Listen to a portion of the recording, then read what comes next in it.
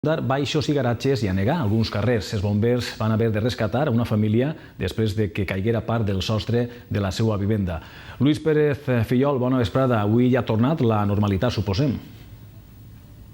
Sí, va tornando la normalidad, pero eso sí, estamos ahora mismo en la vivienda de esa familia que decís es un buen ejemplo de las consecuencias que tuvo para algunos de los vecinos de Alicante esta intensa tromba. Vemos el techo, el doble techo y el tejado con daños importantes. Ahora prácticamente todo ha vuelto a la normalidad, como vemos en esta imagen de la Albufereta, una de las playas urbanas de Alicante.